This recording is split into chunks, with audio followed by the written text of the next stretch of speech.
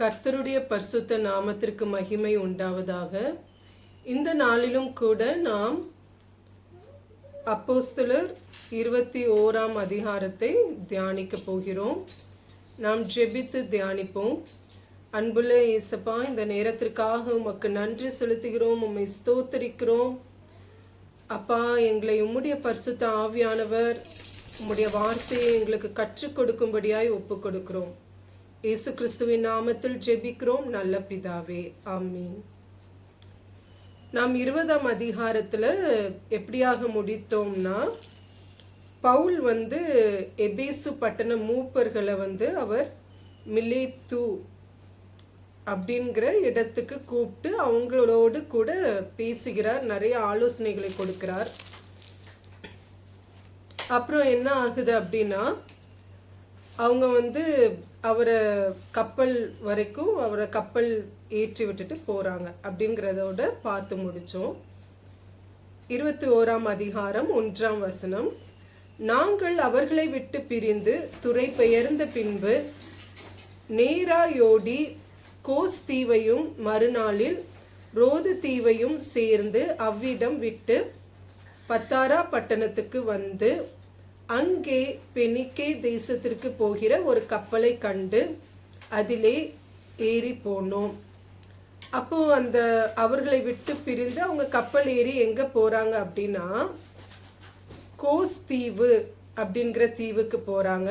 அடுத்த நாள் ரோது தீவு அங்க போயிட்டு பத்தாரா பட்டணம் அப்படிங்கிற பட்டணத்துக்கு வர்றாங்க.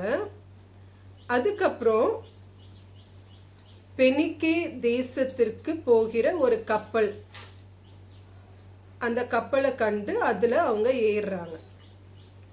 சீப்ரு தீவை கண்டு அதை இடதுபுறமாக விட்டு சீரியா நாட்டிற்கு ஓடி தீரு பட்டணத்துறையில் இறங்கினோம். அங்கே கப்பலின் சரக்குகளை இறக்க வேண்டியதாய் இருந்தது. அதுக்கப்புறம் எங்க போறாங்க அப்படின்னா, சீப்ரு தீவு அதை அவங்க பார்த்துட்டு அதுக்கப்புறம் அங்க இருந்து சீரியா நாட்டுக்கு போறாங்க. அங்க இருந்து தீரு பட்டணத்துறை அங்க இறங்குறாங்க. அப்போ இது பார்த்தோம் அப்படின்னா, அவங்க கடந்து வந்த அந்த இடங்களை இங்க விவரித்து சொல்லப்பட்டிருக்கிறது. 4ஆம் வசனம். அவ்விடத்தில் உள்ள சீஷரை கண்டுபிடித்து அங்கே 7 நாள் தங்கினோம். அவர்கள் பவுலை நோக்கி, நீர் எருசலேமுக்கு போக வேண்டாம் என்று ஆவியின் ஏவுதலினாலே சொன்னார்கள். அப்போ தீரு பட்டணத்துல இருந்த சீஷர்களை அவங்க கண்டுபிடிக்கிறாங்க. கண்டுபிடித்து அங்க 7 நாள் தங்குறாங்க.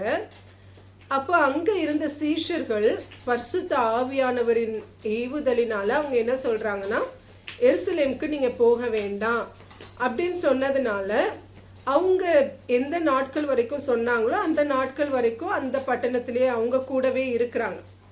இருந்துட்டு அந்த தீரு பட்டணத்திலே இருக்கிறாங்க. அதுக்கப்புறம் என்ன நடக்குது அப்படின்னா, அந்த நாட்கள் நிறைவேறின பின்பு நாங்கள் புறப்பட்டு போகையில் அவர்கள் எல்லாரும் மனைவிகளோடும் பிள்ளைகளோடும் கூட பட்டணத்துக்கு புறம்பே எங்களை வழிவிட்டு அனுப்பும்படி வந்தார்கள். அப்பொழுது கடற்கரையிலே நாங்கள் முழங்கார் படியிட்டு ஜெபம் பண்ணினோம். இங்க அவங்க என்ன பண்றாங்க அப்படின்னா, அந்த பட்டணத்தை விட்டுட்டு வேற ஒரு இடத்துக்கு போறாங்க. அப்போ போகும் பொழுது அந்த பட்டணம், அந்த தீரு பட்டணத்துல சீஷர்களோடு கூட தங்கி இருந்தாங்க இல்லையா, அப்போ அந்த சீஷர்கள் இவர்களை வழிவிட்டு அனுப்புவதற்கு அவங்க கூட வர்றாங்க, கடற்கரைக்கு வர்றாங்க. அவங்க மட்டும் இல்ல, குடும்பமாய் அவங்க மனைவி அவங்களுடைய பிள்ளைகள் எல்லாரும் ஒரு காரியம் பண்றாங்க. என்னன்னா, கடற்கரையில அவங்க முழங்கால் போட்டு ஜெபம் பண்றாங்க. ஒருவரிடத்தில் ஒருவர் உத்தரவு பெற்று கொண்ட பின்பு நாங்கள் கப்பல் ஏறினோம். அவர்கள் தங்கள் வீடுகளுக்கு திரும்பி போனார்கள். அப்போ அவரை பவுலை கப்பல் ஏற்றி விட்டுட்டு அவங்க என்ன பண்றாங்க அப்படின்னா, பவுலையும் அவரோடு கூட பயணித்தவர்கள், துணைக்கு போனவர்கள், அவங்களையும் கப்பல் ஏற்றி விட்டுட்டு மற்றவர்கள் அந்த தீரு பட்டணத்தில் இருந்த சீஷர்கள் அவங்க குடும்பங்கள் எல்லாருமே திரும்பி அவங்க வீட்டுக்கு போயிட்டாங்க.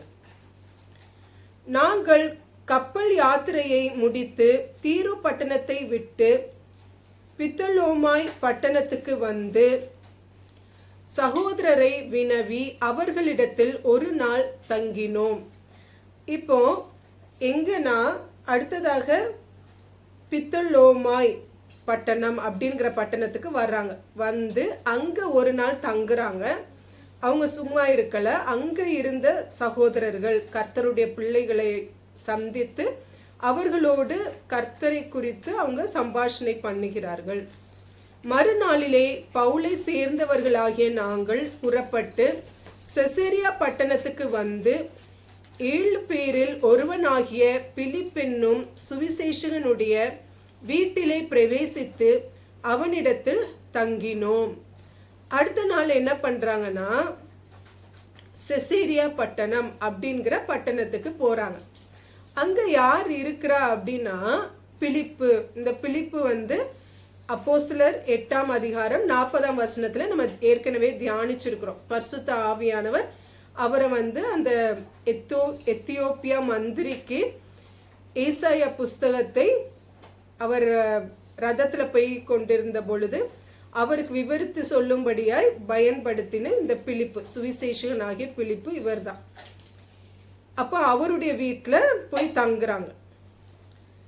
தீர்க்க தரிசனம் சொல்லுகிற கன்னியா ஸ்திரீகள் ஆகிய 4 குமாரத்திகள் அவனுக்கு இருந்தார்கள். அந்த சுவிசேஷன் ஆகிய பிலிப்புக்கு 4 மகள்கள், திருமணம் ஆகாதவர்கள்.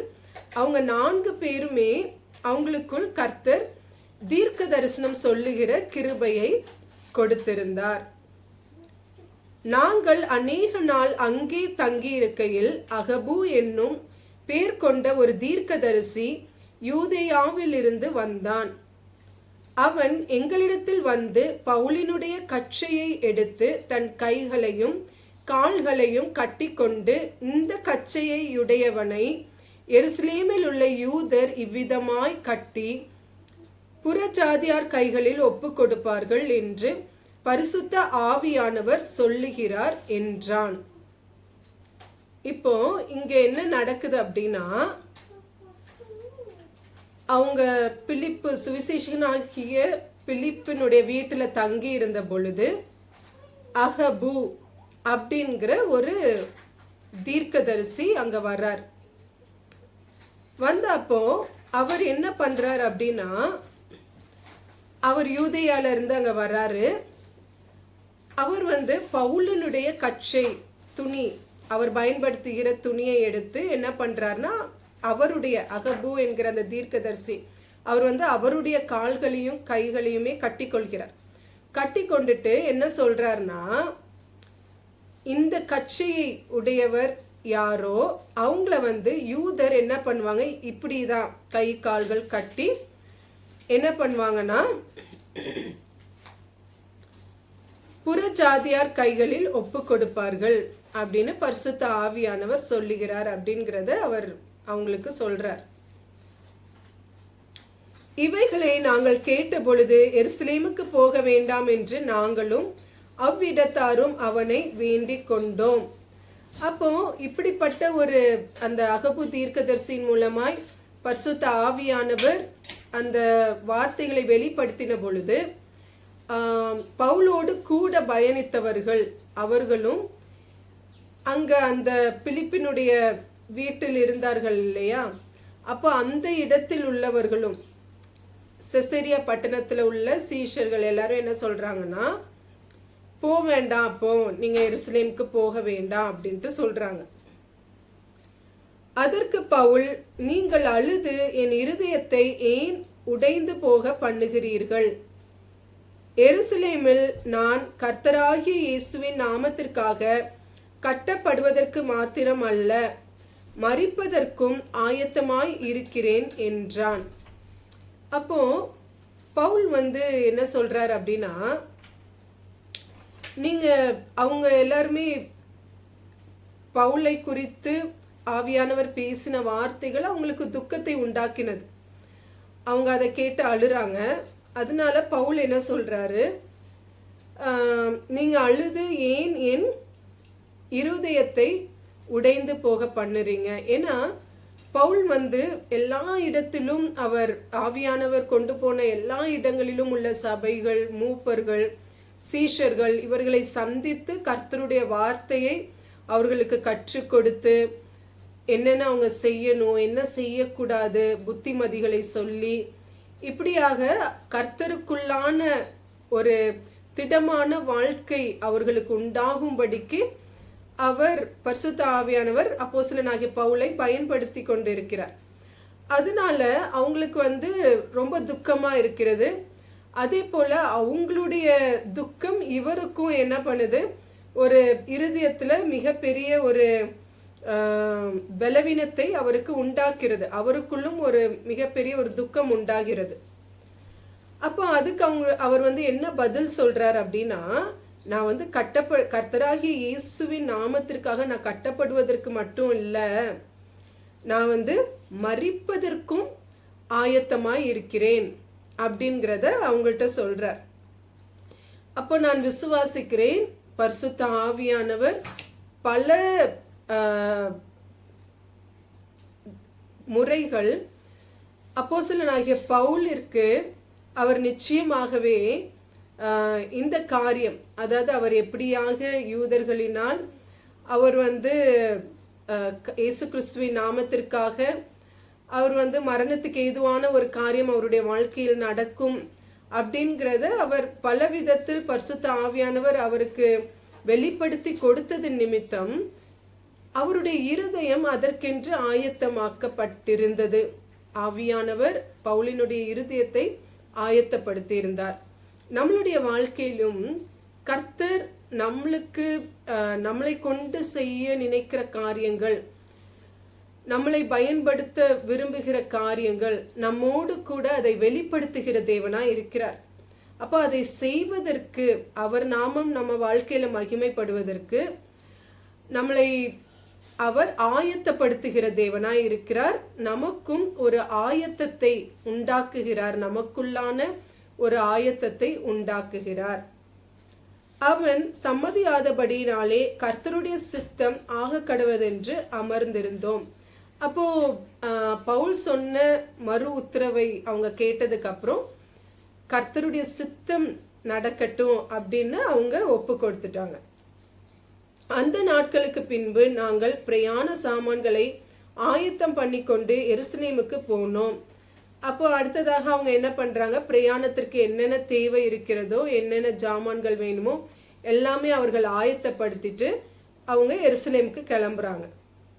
செசேரியா பட்டணத்தில் உள்ள சீஷரில் சிலர் எங்களுடனே கூட வந்ததும் இன்றி சீப்புரு தீவான் ஆகிய மினா சோன் என்னும் ஒரு பழைய சீஷனிடத்திலே நாங்கள் தங்கும்படியாக அவனையும் தங்களோட கூட்டிக் கொண்டு வந்தார்கள். அப்போ அவங்க செசேரியாவை விட்டு எருசலேமுக்கு போகும்போது ஏற்கனவே பவுலுக்கு துணையாக வந்தவர்கள் இருக்கிறாங்க. அவங்களோடு கூட இப்போ செசேரியா பட்டணத்துல இருந்தும் ஒரு சிலர் அவங்களோடு சேர்ந்து கொள்றாங்க பயணத்துல. இன்னும் மினாசோன் அவர் சீப்புரு தீவை சேர்ந்தவர், அவரையும் கூட்டிட்டு போறாங்க. நாங்கள் எருசலேமுக்கு வந்தபோது சகோதரர் எங்களை சந்தோஷமாய் ஏற்றுக்கொண்டார்கள். மறுநாளிலே பவுல் எங்களை கூட்டிக் கொண்டு யாக்கோபின் இடத்திற்கு போனான். மூப்பர் எல்லாரும் அங்கே கூடி வந்தார்கள். இப்போ எருசலேமுக்கு போயிட்டாங்க. எருசலேமுக்கு போனதுக்கு அப்புறம் அங்க இருந்த சகோதரர்கள், கர்த்தருடைய பிள்ளைகள், அவங்க என்ன பண்றாங்கன்னா ரொம்ப சந்தோஷமா இவர்களை ஏற்றுக்கொள்கிறார்கள். இப்ப அடுத்த நாள் பவுல் என்ன பண்றாரு, அவர் கூட வந்தவர்கள் எல்லாரையும் கூட்டிட்டு யாக்கோப பார்க்க போறாங்க. அப்போ யாக்கோப் இருந்த இடத்துக்கு போறாங்க. அந்த இடத்திற்கு எருசலேமில் இருந்த மூப்பர்கள் எல்லாரும் இவங்களை சந்திக்கும்படியாய் வர்றாங்க. இந்த யாக்கோபு கர்த்தருடைய சீஷன் கிடையாது. ஏன்னா அவரை ஏரோது ராஜா அவரை கொலை செஞ்சிருப்பார். நம்ம அதை ஏற்கனவே தியானிச்சிருக்கிறோம். அதனால இது இயேசு கிறிஸ்து அவருடைய சகோதரனாகிய யாக்கோபு நிருபத்தை எழுதினவர். அவர்களை அவன் வினவி தன் ஊழியத்தினாலே தேவன் புறஜாதிகளிடத்தில் செய்தவைகளை ஒவ்வொன்றாய் விவரித்து சொன்னான். இப்போ பவுல் என்ன பண்றார் அப்படின்னா, புறஜாதியார்கள் மத்தியிலே கர்த்தர் செய்த ஊழியத்தை குறித்து அங்க வந்திருந்தவர்களுக்கு அவர் விவரித்து சொல்றார். அதை அவர்கள் கேட்டு கர்த்தரை மகிமைப்படுத்தினார்கள். பின்பு அவர்கள் அவனை நோக்கி, சகோதரனே, யூதர்களுக்குள் 1000 பேர் விசுவாசிகளாய் இருக்கிறதை பார்க்கிறீரே. அவர்கள் எல்லாரும் நியாய பிரமாணத்துக்காக வைராக்கியம் உள்ளவர்களாய் இருக்கிறார்கள். இப்போ அங்க கூடி வந்திருந்த யாக்கோபினுடைய இருந்த இடத்திற்கு கூடி வந்திருந்த மூப்பர்கள் அவங்க என்ன சொல்றாங்க அப்படின்னா, அவங்க தேவன் அப்போஸ்தலனாகிய பவுலை புறஜாதியார் மத்தியிலே பயன்படுத்தினதை அதை குறித்து தேவனை மகிமைப்படுத்துகிறாங்க. அதுக்கப்புறம் இதுல நம்ம கற்றுக்கொள்ள வேண்டிய காரியம் என்னன்னா, எல்லாவற்றிலேயும் நாம் தேவனை மகிமைப்படுத்த வேண்டும்.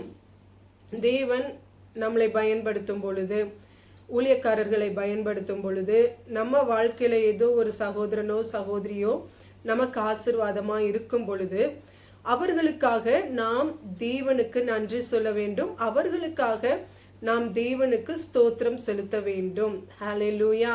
ஒரு நாளும் ஒருபோதும் நாம் மனிதர்களை மகிமைப்படுத்த கூடாது. அவர்களுக்கு நாம் நன்றியுள்ளவர்களாய் இருக்கணும். ஆனால் சகல துதியும் கனமும் மகிமையையும் நாம் கர்த்தர் ஒருவருக்கே செலுத்த வேண்டும். அப்புறம் என்ன நடக்குது அப்படின்னா, அவங்க பவுலை நோக்கி என்ன சொல்றாங்க அப்படின்னா, யூதர்களுக்குள் 1000 பேர் விசுவாசிகளா இருக்கிறாங்க. அதை நீங்க பார்த்துட்டு இருக்கிறீங்க. அவங்க எல்லாருமே யூதர்கள் எப்படிப்பட்டவங்களா இருக்கிறாங்கன்னா, நியாய பிரமாணத்துக்காக வைராக்கியம் உள்ளவர்களா இருக்கிறாங்க.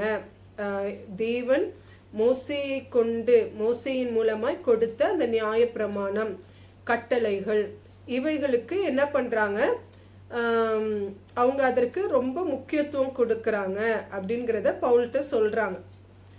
அதுக்கப்புறம் அதை கடைபிடிப்பதிலே அவங்க ரொம்ப அதுல வைராக்கியம் காட்டுறாங்க. அதுக்கப்புறம் புற ஜாதிகளிடத்தில் இருக்கிற யூதர் எல்லாரும் தங்கள் பிள்ளைகளுக்கு விருத்த சேதனம் பண்ணவும் முறைமைகளின்படி நடக்கவும் வேண்டுவதில்லை என்று நீர் சொல்லி இவ்விதமாய் அவர்கள் மோசேயை விட்டு பிரிந்து போகும்படி போதிக்கிறீர் என்று இவர்கள் உம்மை குறித்து கேள்விப்பட்டிருக்கிறார்கள். இப்போ இவங்க நியாய பிரமாணத்திற்கு முக்கியத்துவம் கொடுக்கிறவங்க. அப்போ இந்த யூதர்களுக்குள் என்ன ஒரு எண்ணம் பவுலை குறித்து இருந்ததுன்னா, விருத்த சேதனம் பண்ண அவசியம் இல்லை, மோசேயின் கட்டளைகளை கற்பனைகளை மோசேயின் மூலமாய் தேவன் கொடுத்த நியாய பிரமாணத்தை கை கொள்ள வேண்டியது அவசியம் இல்லை அப்படிங்கிறத பவுல் போதிச்சுட்டு இருக்கிறாரு அப்படிங்கிற ஒரு எண்ணம், ஒரு செய்தி இந்த யூதர்களுக்கு வந்திருக்கிறது. அதுதான் அவங்க அந்த மூப்பர்கள் பவுல்கிட்ட சொல்றாங்க. இப்பொழுது செய்ய வேண்டியது என்ன? நீர் வந்திருக்கிறீர் என்று இவர்கள் கேள்விப்பட்டு நிச்சயமாக கூட்டம் கூடுவார்கள். இப்போ பவுல் இங்க எருசலேமுக்கு வந்திருக்கிறார் அப்படிங்கிறத செய்தி அவங்களுக்கும் தெரிய வரும், யூதர்களுக்கு தெரிய வரும். அப்போ என்ன பண்ணுவாங்க, உமக்கு எதிராய் அவங்க கூட்டம் கூடுவாங்க. அதனால அவங்களுக்கு மூப்பர்கள் ஒரு ஆலோசனை கொடுக்கறாங்க அப்போஸ்தலனாகிய பவுலுக்கு. என்ன ஆலோசனை அப்படின்னா, ஆகையால் நாங்கள் உமக்கு சொல்லுகிறபடி நீர் செய்ய வேண்டும். அது என்னவென்றால், பிரார்த்தனை பண்ணி கொண்டவர்களாகிய 4 பேர் எங்களிடத்தில் இருக்கிறார்கள். அவர்களை நீர் சேர்த்து கொண்டு அவர்களுடனே கூட சுத்திகரிப்பு செய்து கொண்டு அவர்கள் தலை சவரம் பண்ணி கொள்வதற்கு செல்லுமானதை செலவு செய்யும். அப்படி செய்தால் உம்மை குறித்து கேள்விப்பட்ட காரியங்கள் அபத்தம் என்றும் நீரும் நியாய பிரமாணத்தை கை கொண்டு நடக்கிறவர் என்றும் எல்லாரும் அறிந்து கொள்வார்கள். அப்போ என்ன ஆலோசனை கொடுக்கறாங்க அப்படின்னா, எங்கள்கிட்ட ஒரு 4 பேர் இருக்கிறாங்க, இப்போ இங்க வந்து இது வந்து நசரேய விரதம், இது வந்து நியாயப்பிரமாணத்துக்குரிய ஒரு காரியம். அப்போ அதை அவங்க வந்து அந்த சுத்திகரிப்பு செய்து கொண்டு அவங்க வந்து தலை சவரம் பண்ணி கொள்வதற்கு அதுக்கு என்ன செலவாகுதோ அதை நீங்க ஏற்றுக்கொள்ளுங்க. அப்போ இந்த செய்தி யூதர்கள் கேள்விப்படும் போது இது வந்து நியாயப்பிரமாணத்துக்குரியது. அப்போ நீங்க இதை செஞ்சிருக்கிறீங்க அப்படிங்கிறத கேள்விப்படும் போது பவுல் வந்து நியாயப்பிரமாணத்திற்கு எதிராய் அவர் போதிக்கிறவர் இல்லை, அவர் நியாயப்பிரமாணத்தை ஏற்றுக்கொள்கிற ஒரு மனுஷன்ங்கிறத அவங்க புரிந்து கொள்வாங்க, யூதர்கள் வந்து அப்படி அறிந்து கொள்வாங்க, அதனால இதை நீங்க செய்யுங்க அப்படின்ட்டு சொல்றாங்க. அப்போ அதை ஏற்றுக்கொள்றார். பவுலும் என்ன பண்றார் அப்படின்னா, விசுவாசிகளான புறஜாதியார் இப்படிப்பட்டவைகளை கை கொள்ளாமல் விக்கிரகங்களுக்கு படைத்ததற்கும் இரத்தத்திற்கும் நெருங்குண்டு செத்ததற்கும் வேசித்தனத்திற்கும் விலகி இருக்க வேண்டும் என்று நாங்கள் தீர்மானம் பண்ணி அவர்களுக்கு எழுதி அனுப்பினோமே என்றார்கள். ஒரு சபையில விருத்த சேதனம் கட்டாயம் பண்ண வேண்டும் அப்படிங்கிற காரியம் நடந்த பொழுது இவங்க வந்து நிருபம் பவுலும் இன்னொருத்தவங்களும் ஒரு சிலர் சேர்ந்து எருசலேமுக்கு வந்து மூப்பர்கள்ட்ட இருந்து நிருபம் கடிதம் எழுதி கொண்டு விருத்த சேதனம் அவசியம் இல்லை, அப்போ நீங்க எதை விட்டு விலகணும், இந்த 25ஆம் வசனத்துல இருக்கிற காரியங்களை விட்டு விலகணும்னு அவங்க வந்து கடிதம் எழுதி அனுப்புனாங்க.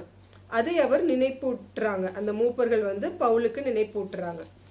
அப்பொழுது பவுல் அந்த மனுஷரை சேர்த்து கொண்டு மறுநாளிலே அவர்களுடனே கூட தானும் சுத்திகரிப்பு செய்து கொண்டு தேவாலயத்தில் பிரவேசித்து அவர்களில் ஒவ்வொருவனுக்காகவும் வேண்டிய பலி செலுத்தி தீரும் அளவும் சுத்திகரிப்பு நாட்களை நிறைவேற்றுவேன் என்று அறிவித்தான். இப்போ வந்து இவர் வந்து அந்த மூப்பர்கள் கொடுத்த ஆலோசனையின்படி செய்வதற்கு அவர் ஒப்புக்கொள்றார். ஏற்றுக்கொண்டு அப்போ அந்த 4 பேரையும் சேர்த்து கொண்டு அவர் என்ன பண்றாருன்னா, அடுத்த நாள் அவங்களோடு கூட அவரும் என்ன பண்றாரு, சுத்திகரிப்பு செய்து கொள்றார். அப்போ இது வந்து இவங்க எல்லாருமே இயேசு கிறிஸ்து மூலமா தான் நமக்குள் பரிசுத்தம் உண்டாகிறது, அவர் சிலுவையில் சிந்தின இரத்தத்தின் நிமித்தம் தான் நம்மளுக்கு ரட்சிப்பு உண்டாகிறது அப்படின்னு விசுவாசிக்கிறவர்கள். அப்போ இவங்க வந்து ஒரு அர்ப்பணிப்புக்காக ஒரு தங்கள் நன்றிகளை தெரிவித்துக் கொள்ளும்படியாக தான் அவங்க வந்து அந்த பலிகளை செலுத்துறாங்க, பாவ மன்னிப்புக்காக கிடையாது. அப்போ இதை வந்து பவுலும் அந்த 4 பேரும் செய்யறாங்க. செஞ்சுட்டு அப்போ எருசலேம் தேவாலயத்துல பிரவேசித்து அவர்களில் ஒவ்வொருவனுக்காகவும் வேண்டிய பலி செலுத்தி தீரும் அளவும், அப்போ நாட்கள் எடுக்கிறது, அந்த நாட்கள் தீரும் அளவும் அவங்க என்ன பண்றாங்கன்னா, நிறைவேற்றுவேன் என்று அறிவித்தான். வேண்டிய பலி செலுத்தி தீரும் அளவும், அப்போ அந்த சுத்திகரிப்பு நாட்களும் பலி செலுத்தி தீரும் நாட்களும் நிறைவேறும் அளவும் என்ன பண்றாருன்னா, பவுலும் அவங்களோடு இணைந்து அந்த காரியத்தை செய்கிறார். அந்த 7 நாட்களும் நிறைவேறி வருகையில் ஆசியா நாட்டிலிருந்து வந்த யூதர்கள் அவனை தேவாலயத்தில் கண்டு ஜனங்கள் எல்லாரையும் எடுத்துவிட்டு அவன் மேல் கை போட்டு, இஸ்ரவேலரே உதவி செய்யுங்கள், நம்முடைய ஜனத்திற்கும் வேத பிரமாணத்திற்கும் இந்த ஸ்தலத்திற்கும் விரோதமாக எங்கும் எல்லாருக்கும் போதித்து வருகிறவன் இவன்தான். இந்த தேவாலயத்திற்குள்ளே கிரேக்கரையும் கூட்டிக் கொண்டு வந்து இந்த பரிசுத்த ஸ்தலத்தை தீட்டுப்படுத்தினான் என்று சத்தமிட்டார்கள். இப்போ என்ன நடக்குது அப்படின்னா, அந்த சுத்திகரிப்பின் நாட்கள் 7 நாட்கள், அந்த 7 நாட்கள் முடிவடைகிற பொழுது ஆசியா நாட்டிலிருந்து சில யூதர்கள் வர்றாங்க. ஆசியா நாட்டிலிருந்து வந்த யூதர்கள் அவங்க வந்து என்ன பண்றாங்கன்னா, தேவாலயத்துல பவுலை பார்க்குறாங்க. பார்த்து அப்போ தேவாலயத்தில் இருந்த மற்ற ஜனங்கள் எல்லாரையும் அவங்க வெளியே அனுப்பிட்டு பவுல் மேல கை போட்டு அவங்க என்ன பண்றாங்க அப்படின்னா, இஸ்ரவேல் ஜனங்களை உதவிக்கு கூப்பிடுறாங்க. எதுக்காகனா, நம்மளுடைய ஜனத்துக்கு எதிராகவும் வேத பிரமாணத்திற்கு எதிராகவும் அப்புறம் நம்மளுடைய தேவாலயம் ஸ்தலத்திற்கு விரோதமாகவும் எங்கும் எல்லாருக்கும் போதிக்கிறவன் இவன் தான். அப்போ நம்மளுடைய எல்லா காரியங்களுக்கும் எதிராய் போதிக்கிறாரு பவுலு. அதனால இந்த தேவாலயத்திற்குள்ளேயும் என்ன பண்ணிட்டாரு, கிரேக்கர்களையும் கொண்டு வந்துட்டாரு, இவர் தான் கொண்டு வந்தாரு அப்படின்னு சொல்லி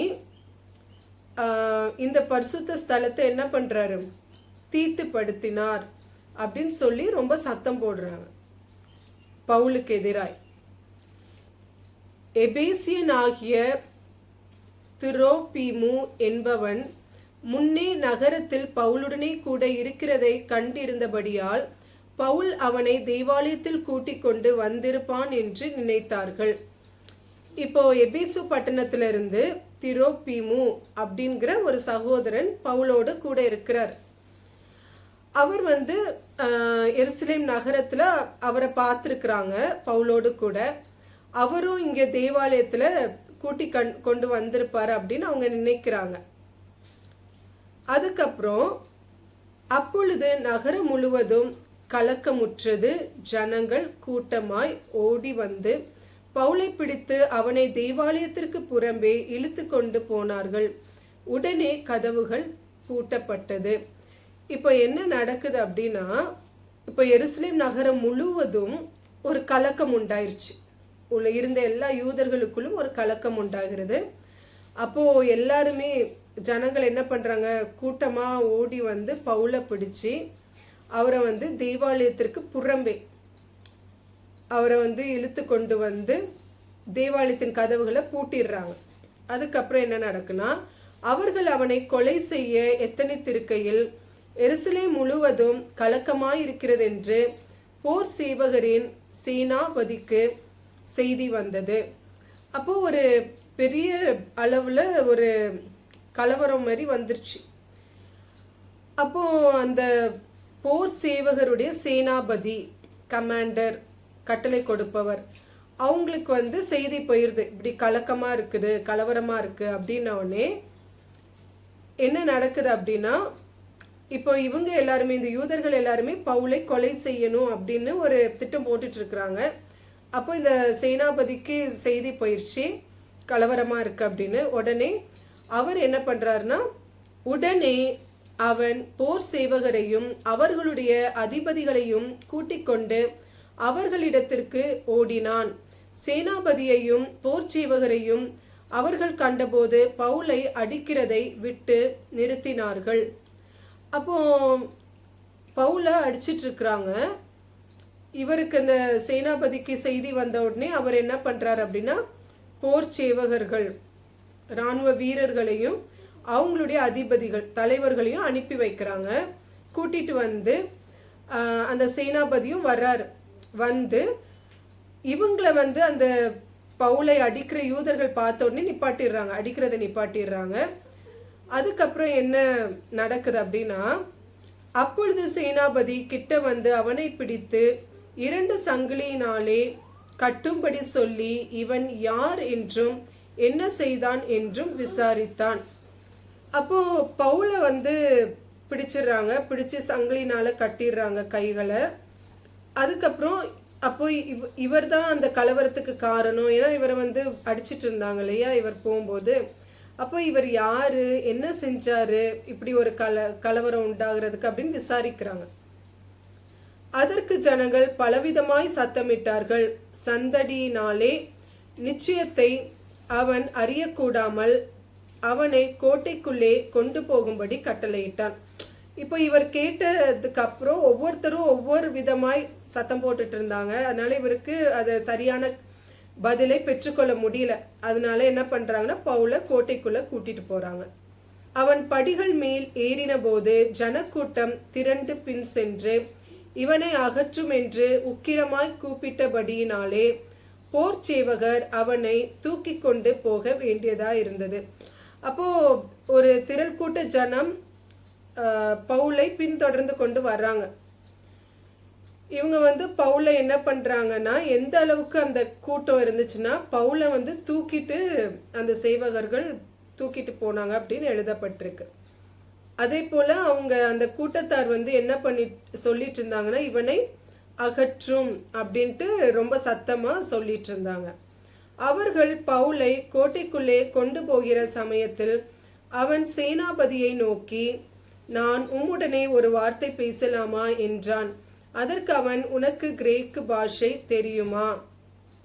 அப்போ கோட்டைக்குள்ள கூட்டிட்டு போகும்போது பவுல் என்ன பண்றாரு, சேனாபதிய பார்த்து, நான் ஒரு வார்த்தை பேசலாமா அப்படின்னு கேட்கிறார். அப்போ அவர் என்ன சொல்றாரு, கிரேக்கு பாஷை தெரியுமா அப்படின்னு கேட்கிறார். நீ இந்த நாட்களுக்கு முன்னே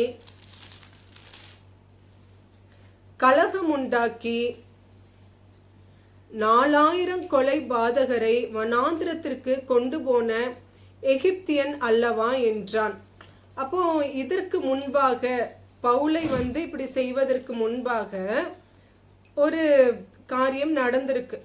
அப்போ அதை செய்த நபரா நீ? அது என்ன காரியம்னா, 4000 பேர் என்ன ஆனாங்கன்னா, 4000 கொலை பாதகரை வனாந்திரத்துக்கு கொண்டு போயிருக்கிறாரு ஒரு எகிப்தியன். அவரா நீர் அப்படின்ட்டு கேட்குறாங்க. அதற்கு பவுல், நான் சிலிசியா நாட்டில் உள்ள கீர்த்தி பெற்ற தர்சு பட்டணத்து யூதன், ஜனங்களுடனே பேசும்படி எனக்கு உத்தரவாக வேண்டும் என்று உம்மை வேண்டிக் கொள்ளுகிறேன் என்றான். அப்போ பவுல் அவர்கிட்ட சொல்றாரு, நான் சிலிசியா நாட்டில் உள்ள கீர்த்தி பெற்ற புகழ் பெற்ற தர்சு பட்டணத்தில் உள்ள யூதன், நான் ஜனங்களோட பேசுறதுக்கு எனக்கு நீங்க உத்தரவு கொடுக்கணும், அனுமதி கொடுக்கணும் அப்படின்ட்டு கேட்கிறார். உத்தரவான போது பவுல் படிகளின் மேல் நின்று ஜனங்களை பார்த்து கை அமர்த்தினான். மிகுந்த அமைதல் உண்டாயிற்று. அப்பொழுது அவன் எபிரேயு பாஷையிலே பேச தொடங்கினான். அப்போ அவருக்கு உத்தரவு கொடுக்கறாங்க, சரி ஜனக்கூட்டத்திட்ட நீங்க பேசலாம் அப்படின்ன உடனே பவுல் என்ன பண்றாரு, அந்த ஜனக்கூட்டத்தை பார்த்து கை காமிக்கிறாரு, அவங்க அமைதியா இருக்க சொல்லி. அவங்க அமைதியா இருக்கிறாங்க. அப்போ அவங்கள்ட்ட அவர் என்ன பண்றாரு, எபிரேயு பாஷை, அவங்களுடைய பாஷையிலேயே அவங்கள்ட்ட பேசுறார்.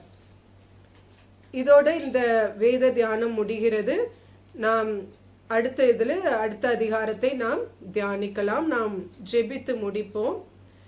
அன்புள்ள இயேசப்பா, இந்த நேரத்திற்காக உம்மை ஸ்தோத்திரிக்கிறோம், உம்மை துதிக்கிறோம், நன்றி செலுத்துகிறோம். அப்போஸ்தலனாகிய பவுலுடைய வாழ்க்கையிலே இருந்து எங்களுக்கு நீர் கற்றுக் கொடுக்கிற அநேக சத்தியங்களுக்காக உமக்கு நாங்கள் நன்றி செலுத்துகிறோம். ஆண்டவரே, உம்முடைய முன்குறித்த தீர்மானங்களும் திட்டங்களும் எங்கள் வாழ்க்கையிலே நிறைவேறுவதற்கு நீர் எங்களை ஆயத்தப்படுத்துவதற்கு எங்களை நாங்கள் ஒப்புக் கொடுக்கிறோம்.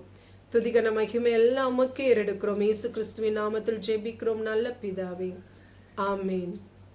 Praise the Lord. God bless you. Thank you.